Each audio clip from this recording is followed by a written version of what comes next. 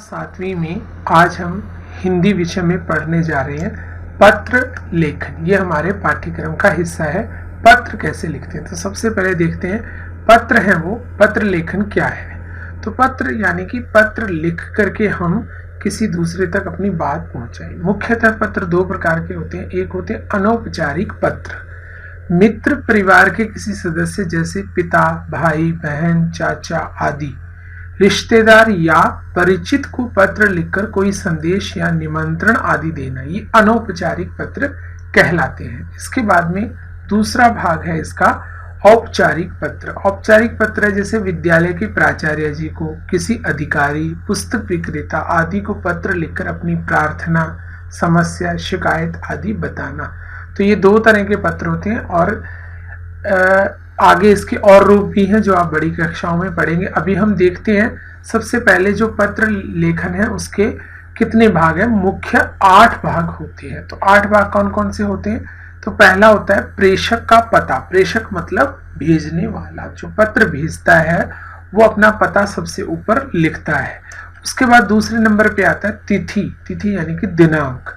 तो जिस दिन पत्र लिखा जा रहा है उस दिन की दिनांक उसके नीचे, पते के नीचे लिखी जाती है।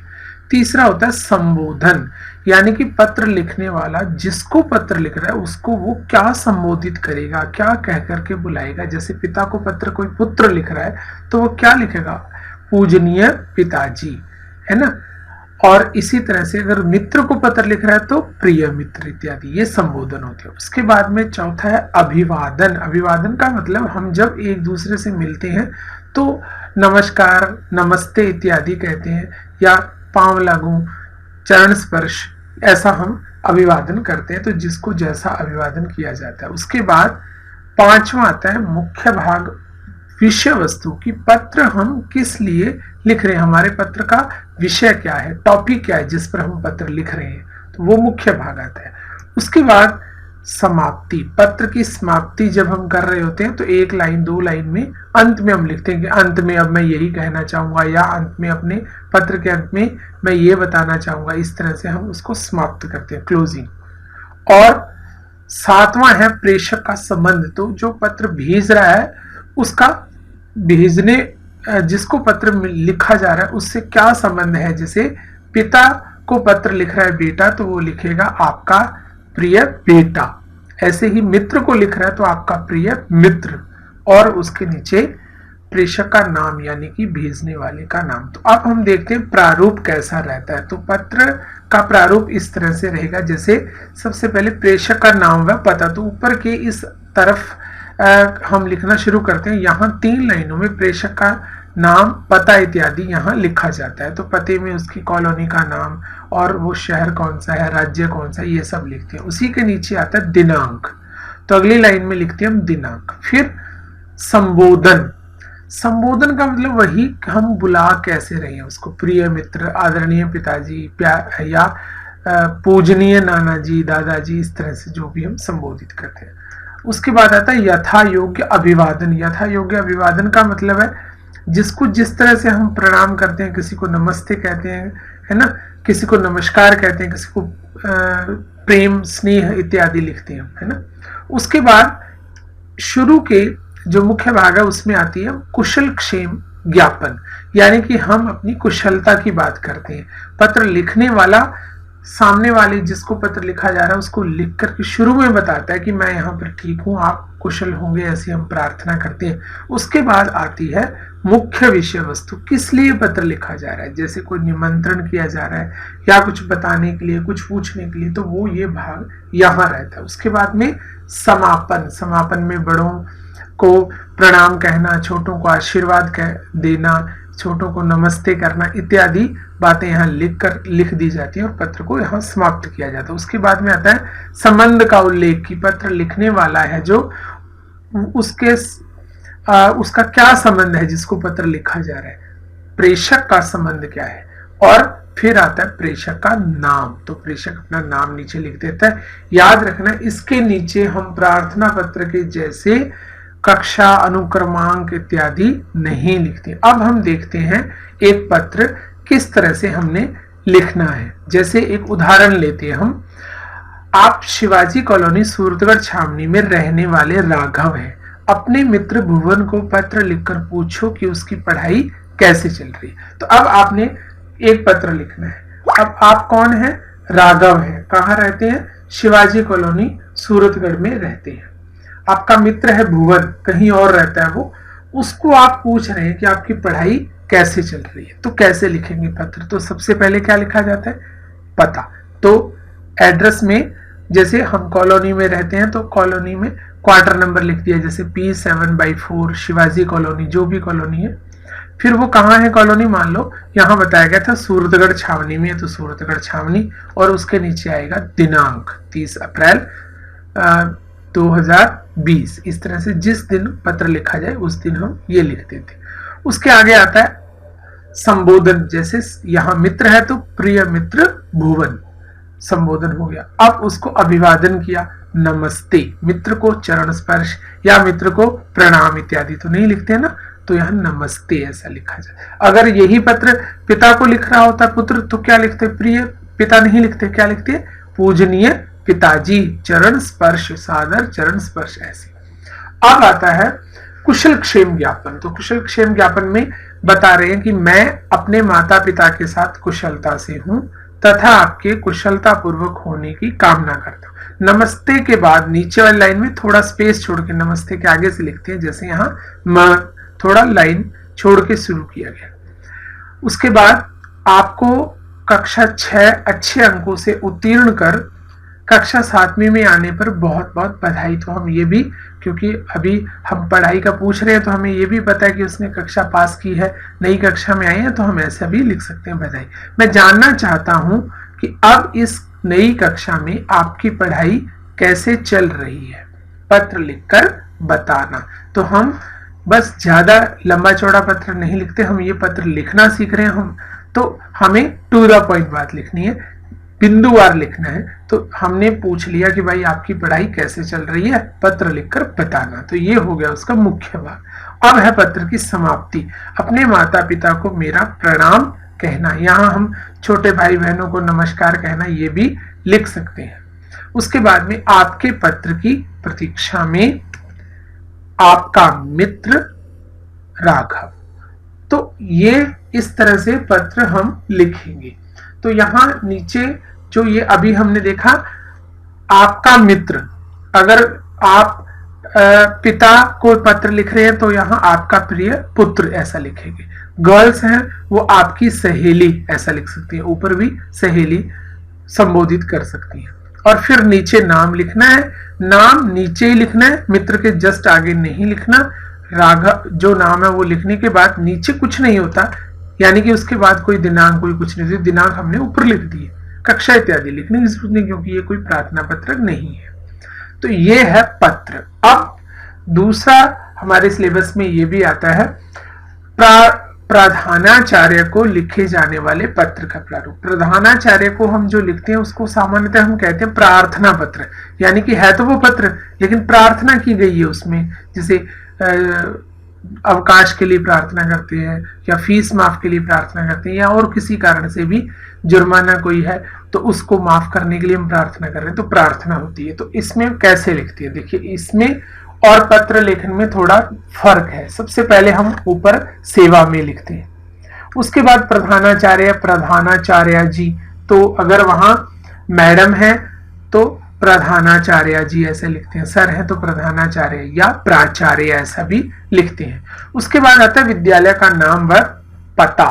विद्यालय कहाँ है उसका नाम सबसे पहले, जैसे हम अपने विद्यालय के लिए लिखेंगे तो केंद्रीय विद्यालय, अब वो कहाँ है, पता उसका क्या है, सूरतगढ़ छावनी, तो ये लिख दिया जाता है। उसके बाद दिनांक नहीं यहाँ लिखते हम, याद रखिएगा। उसके बाद आता है विषय, कि ये प्रार्थना पत्र आखिर क्यों लिखा जा रहा है। तो जैसे हमें विषय बताया जाता है कि भाई 2 दिन के अवकाश के लिए लिखना है, तो हम लिखते हैं 2 दिन के अवकाश के लिए प्रार्थना पत्र। विषय वो होता है, विषय कोई हिंदी अंग्रेजी इत्यादि नहीं लिखना होता, पत्र का विषय क्या है।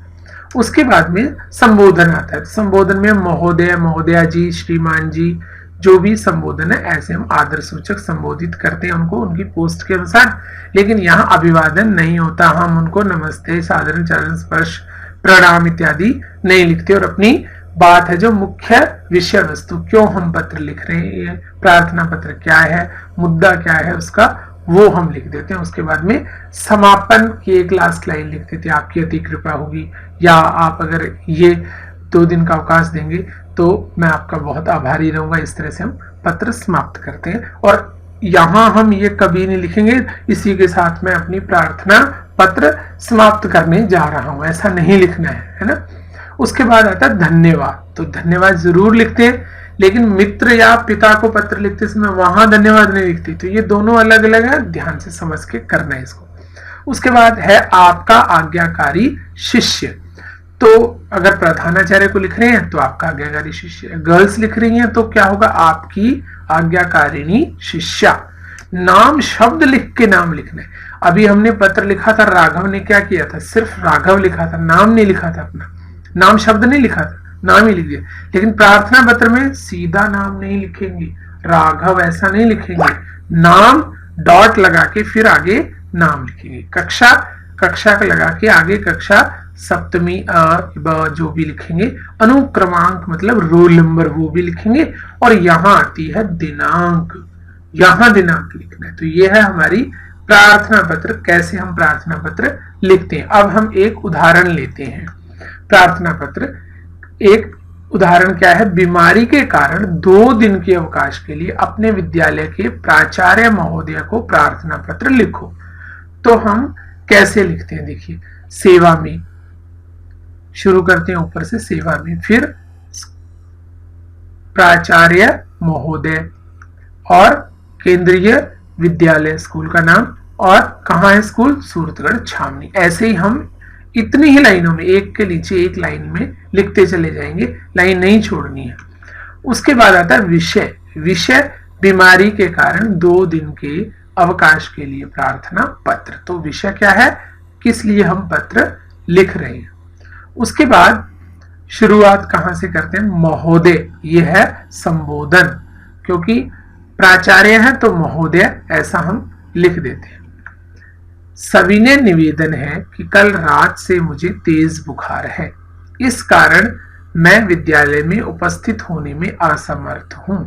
डॉक्टर ने मुझे 2 दिन आराम करने की सलाह दी है, अतः मुझे दिनांक 1/5/2020 से 2/5/2020 तक 2 दिन का अवकाश प्रदान करने की कृपा करें।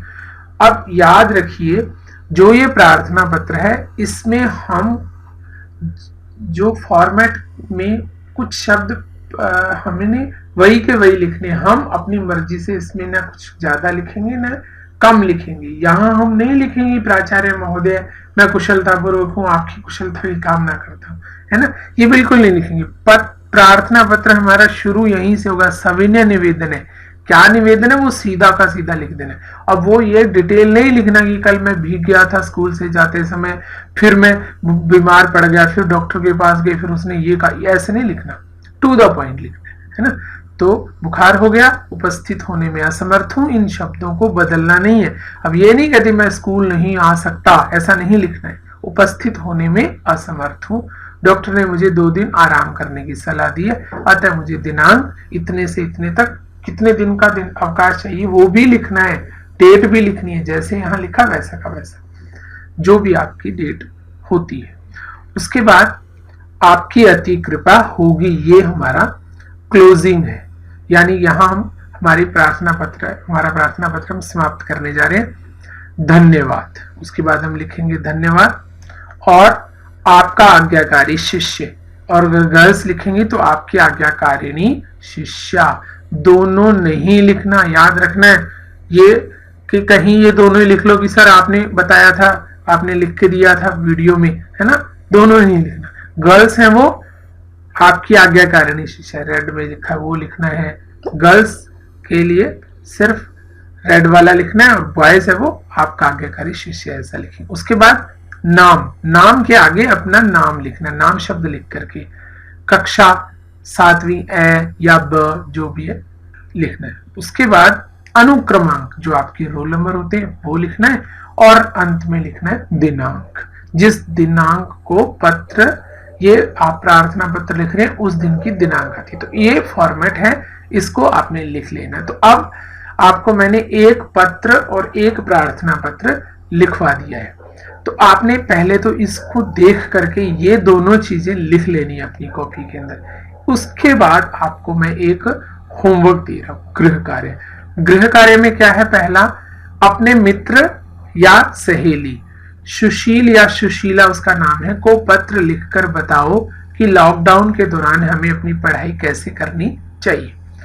तो आप बॉयज हैं तो मित्र, और उसके मित्र का नाम क्या होगा? सुशील। और गर्ल्स हैं तो सहेली, और उसकी सहेली का नाम क्या होगा? सुशीला।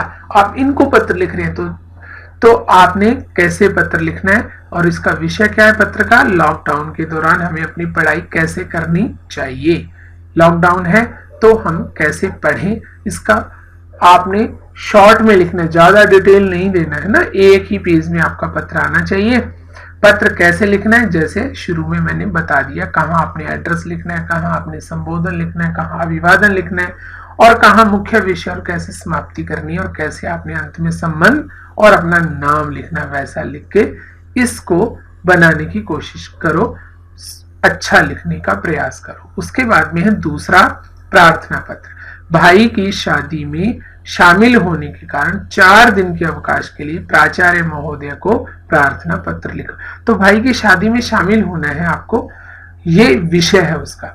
4 दिन की छुट्टी चाहिए, अवकाश चाहिए, तो कैसे पत्र लिखेंगे? तो वहां सब बाकी तो ऊपर वही सेम रहेगा, सेवा में श्रीमान और ये सब जो भी आगे आपके प्राचार्य महोदय इत्यादि है ना। विषय क्या रहेगा? विषय बदलेगा, 4 दिन के अवकाश के लिए प्राचार्य प्रार्थना पत्र। और सविनय निवेदन है कि मेरे बड़े भाई की शादी है, इसके लिए हमें वहां जाना है, उसमें मैं शामिल होना चाहता हूं, अतः मुझे 4 दिन का अवकाश प्रदान करने की कृपा करें। वहां डॉक्टर की सलाह नहीं लिखनी है कि डॉक्टर ने मुझे 4 दिन आराम करने को कहा है ना।